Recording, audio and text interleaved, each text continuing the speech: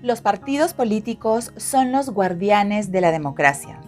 Deben mostrar su voluntad de unirse a grupos ideológicamente distantes, pero comprometidos a salvar el orden político democrático. Juan José Lins. Decidí releer este libro por el zafarrancho que se armó hace unos días cuando cientos de extremistas asusados por Donald Trump ocuparon el Capitolio por la fuerza cuando los congresistas se disponían a certificar la victoria de Joe Biden en las elecciones presidenciales americanas. ¿Okay? Algunos le llaman golpe, otros tienen sus reparos.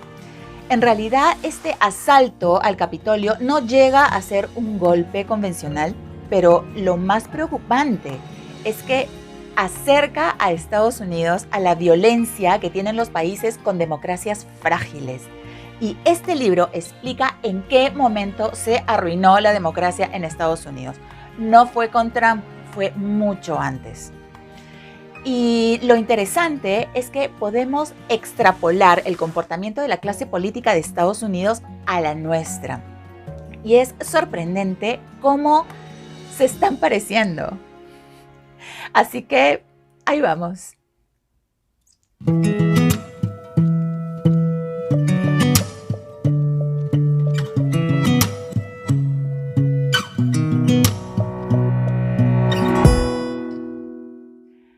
Datos del libro. Título: ¿Cómo mueren las democracias? Autores: Steven Levitsky y Daniel Ziblatt. Género: Ciencias políticas.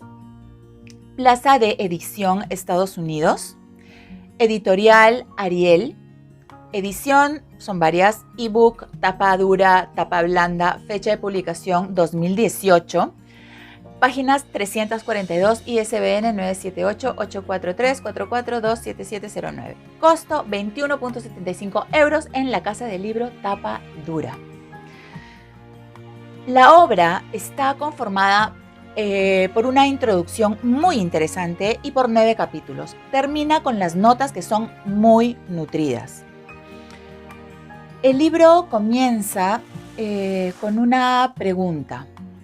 ¿Está la democracia estadounidense en peligro?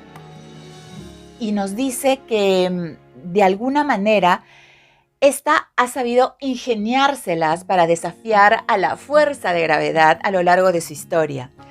Pero muestra una preocupación grande porque la clase política estadounidense de un tiempo a esta parte trata a sus adversarios como enemigos, intimidan a la prensa libre y amenazan con desconocer los resultados electorales.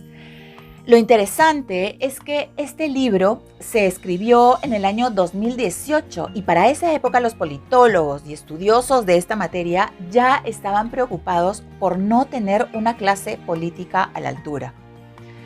Los autores hacen un paralelo entre la forma de socavar la democracia que han tenido nuestros países de la región con lo que ha empezado a suceder en Estados Unidos.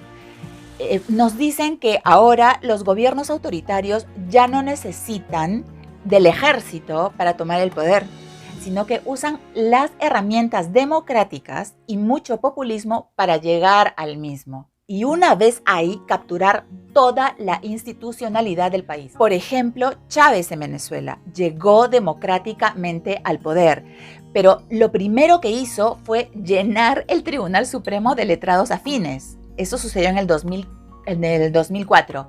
Y ya en el 2006 clausuró un importante canal de televisión, arrestó y exilió a políticos opositores, a jueces y a figuras mediáticas bajo cargos dudosos. Eliminó los términos del mandato presidencial para que pudiera permanecer en el poder indefinidamente. O sea, una desgracia. Y bueno, en el 2017, adivinen qué, una nueva asamblea constituyente. Lo que quiere hacer Verónica Mendoza aquí en el país, en el Perú, la socialista que está postulando a la presidencia del país y la que hacía contorsiones para evitar decir que Venezuela era una dictadura en el año 2016. Ahorita, nomás, cuando ya se habían cargado toda la institucionalidad democrática en ese país. Y bueno, En el 2017 se mandaron con una nueva Asamblea Constituyente en Venezuela monopartidista que usurpó el poder del Congreso en ese mismo año. Entonces, las democracias siguen fracasando, pero lo hacen de maneras distintas. Los autócratas electos mantienen una apariencia de democracia, a la que van destripando, nos dice el libro, hasta despojarla de contenido. Y las instituciones por sí solas no bastan para ponerles freno a los autócratas ya electos. Nos dice el libro que la paradoja trágica del camino electoral hacia el autoritarismo es que los asesinos de la democracia utilizan las propias instituciones de la democracia de manera gradual, sutil e incluso legal para liquidarla. Es decir, las democracias funcionan mejor y sobreviven durante más tiempo cuando las constituciones se apuntalan con normas democráticas no escritas. En el caso de Estados Unidos hay dos normas básicas que han reforzado los mecanismos de control y equilibrio que toda la ciudadanía daba por sentadas. La tolerancia mutua, o sea, verse como rivales y adversarios legítimos, no como enemigos, como lo están haciendo ahora. Y la contención, o sea, la idea de que los políticos deben moderarse a la hora de desplegar sus prerrogativas institucionales, es decir, resistir a la tentación de usar su control temporal de las instituciones en el máximo beneficio de su partido de gobierno. Estas dos cosas funcionan como los guardarraíles de la democracia estadounidense y han evitado la lucha partidista a muerte que ha destruido o debilitado las democracias en otros países del mundo. A partir de la década de 1980-1990, esas normas democráticas no escritas se han ido debilitando y esa destrucción se aceleró en el siglo XXI. Se vio con más notoriedad en el gobierno de Obama, donde tanto demócratas como republicanos se veían como ilegítimos y como enemigos. Además, mandaron al diablo la contención y lo único que les importaba era ganar por cualquier medio. Donald Trump precipitó este proceso, pero no lo inició. Nos dicen los autores que lo peligroso es que al no existir estas dos reglas no escritas, esto provoca una polarización extrema que puede acabar con la democracia. Y no les falta razón a los autores al afirmar esto, porque los hechos de días pasados, donde un grupo de ciudadanos estadounidenses pretendió tomar el Capitolio, o sea, la Casa de las Leyes de los Estados Unidos de América, con muertos y todo, ese hecho les da la razón. Este libro se adelantó a los hechos. Nos dice también que esta polarización no es ni inevitable ni irreversible y nos muestra varios ejemplos en otros países, de Europa sobre todo, donde partidos ideológicamente opuestos se tuvieron que unir para cerrarle el paso a extremistas autoritarios y demagogos, porque todas las democracias tienen demagogos en potencia y casi siempre son carismáticos. Entonces, el papel de las élites políticas y sobre todo de los partidos políticos que deben servir de filtro es fundamental. En Estados Unidos, los partidos políticos desempeñaban tan bien su función de cribado que sencillamente era imposible que se impusiera algún candidato independiente. Mencionan el caso de Henry Ford, cuyas opiniones recibían elogios de racistas de todo el mundo. Hasta Hitler lo mencionaba con admiración en su libro, en Mein Kampf, Mi lucha, ahí lo mencionaba. Pero los líderes del partido rechazaron sin dudarlo, porque una persona de esa naturaleza no podía llegar a ostentar ningún poder público. Hasta ahí los partidos norteamericanos eran el principal bastión práctico frente a los extremistas. Pero el punto de inflexión fue el año 1968, el asesinato de Robert Kennedy, el conflicto de Vietnam y el asesinato de Martin Luther King. Estos sucesos minaron entre la ciudadanía todo resquicio de fe en el viejo sistema. ¿Okay? Por tanto, a partir de 1972, los delegados demócratas y republicanos serían elegidos en primarias a nivel estatal.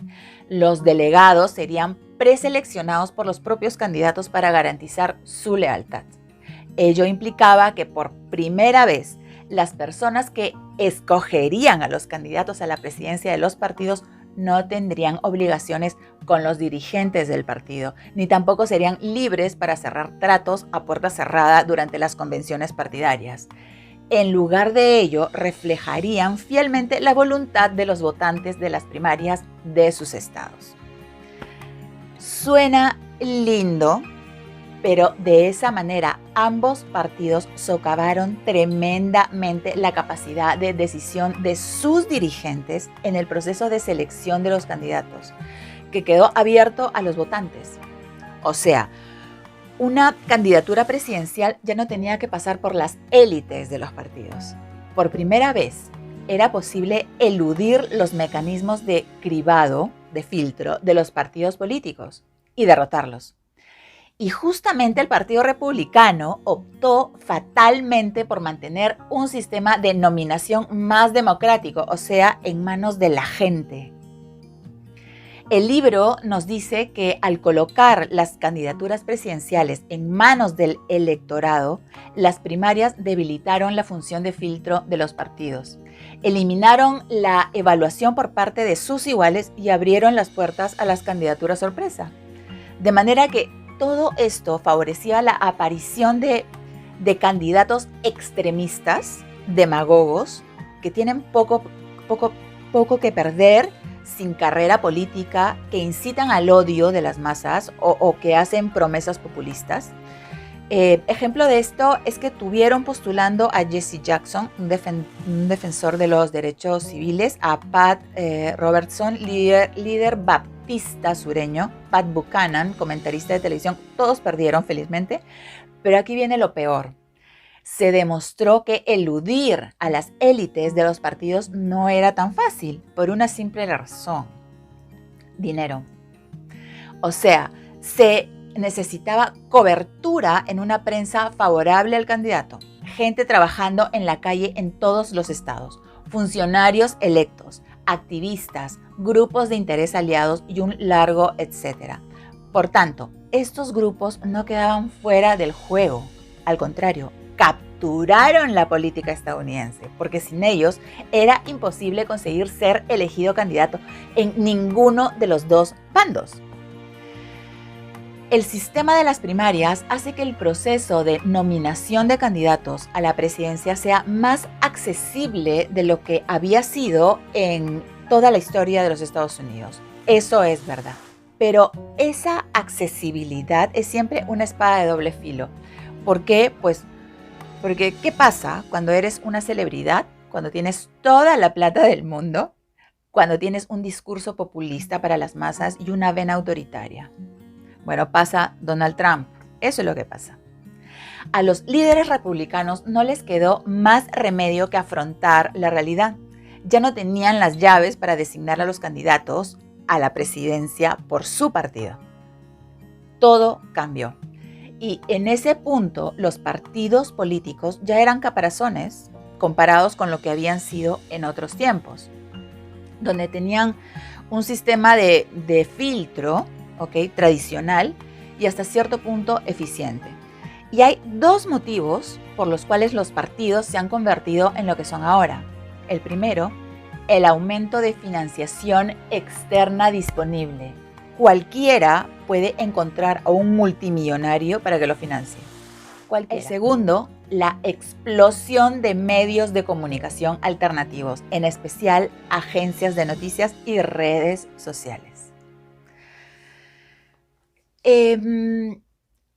Mi opinión es que es una gran obra, nos debería servir como material de consulta, y lo más valioso es que es un libro que se adelantó a su época, es casi premonitorio Y todo está saliendo de acuerdo con los temores manifestados en el libro. Me quedo con lo que se pueda extrapolar a nuestra realidad, como por ejemplo cuando hubo políticos de la clase dirigente que pasaron por alto las señales de advertencia y o bien les entregaron el poder directamente a estos autoritarios, en los casos de Hitler y Mussolini, por ejemplo. O bien les abrieron las puertas para alcanzar el poder, pensando que eran 5 años nomás y ahí terminaba. Caso Chávez, y yo agrego Fujimori. No nos olvidemos que Fujimori llegó al poder gracias al APRA y a la izquierda peruana, que lo prefirió a él antes que a Vargas Llosa. Me parece muy importante que haya quedado claro que los partidos políticos son los guardianes de la democracia, porque son los responsables de hacer el filtro, la criba necesaria para que demagogos, autoritarios, delincuentes, etcétera, no lleguen al poder. ¿De qué manera? Pues con lo que se denomina el distanciamiento. En primer lugar, mantener a los líderes potencialmente autoritarios fuera de las listas electorales en épocas de elecciones. En segundo lugar, los partidos pueden separar o apartar de raíz a los extremistas que pueblan las bases de sus filas. En tercer lugar, los partidos prodemocráticos pueden eludir toda alianza con partidos y candidatos antidemocráticos. En cuarto lugar, los partidos prodemocráticos pueden adoptar medidas para aislar sistemáticamente a los extremistas, en lugar de legitimarlos. Deben evitar actos que normalicen sus dichos y su conducta. Y en quinto lugar, lo más difícil, cuando los extremistas se postulan como serios contrincantes electorales, los partidos políticos deben forjar un frente común para derrotarlos. Y eso es muy difícil, muy complicado, porque el afán de poder lo supera. También vamos a encontrar en el libro una relación de señales conductuales para identificar a una persona autoritaria cuando la tenemos delante. Es interesantísimo. Número 1. Rechaza, ya sea de palabra o mediante acciones, las reglas democráticas del juego. Número 2. Niega la legitimidad de sus oponentes. Número 3. Tolera o alienta la violencia. Ojo que la violencia partidista casi siempre es preámbulo de una quiebra democrática, de cajón. Cuarto, indica su voluntad de restringir las libertades civiles de sus opositores, incluidos los medios de comunicación.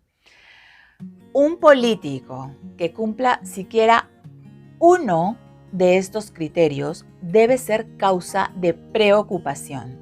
By the way, Trump los cumplía todos.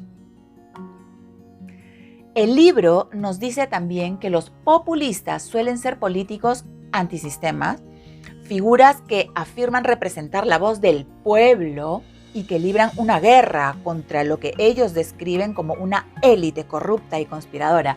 ¿Y quién no va a estar de acuerdo con la lucha contra la corrupción? Nadie, pues. Entonces, esta gente le dice a los votantes que el sistema existente en realidad no es una democracia, sino que ésta ha sido secuestrada y que está corrupta o manipulada por las élites. O sea, dividen a la gente e inoculan odio entre todos. Finalmente, prometen enterrar a esa élite y devolver el poder al pueblo. Miren, receta infalible para reconocer un populista es cuando usa la palabra pueblo. Y cuando los populistas se hacen del poder, lo primero que hacen es asaltar las instituciones democráticas.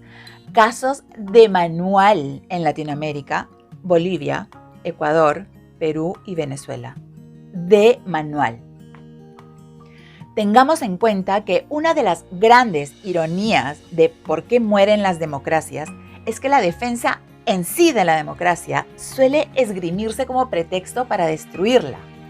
Por ejemplo, algunas crisis, alguna desgracia, sean o no reales, ¿ok? Los autócratas en potencia están dispuestos a aprovecharlas con el fin de justificar sus golpes de Estado o tomas de poder. Y la ciudadanía suele apoyarlos porque a veces se prefiere sacrificar libertad a cambio de seguridad. En conclusión, creo que este libro es para todos quienes nos interesamos por la política y también para los que piden una nueva constitución porque creen que vamos a ser un mejor país después de eso. Como dice el libro, toda constitución es incompleta. Como cualquier otro conjunto de leyes, las cartas magnas cuentan con muchísimas lagunas y ambigüedades.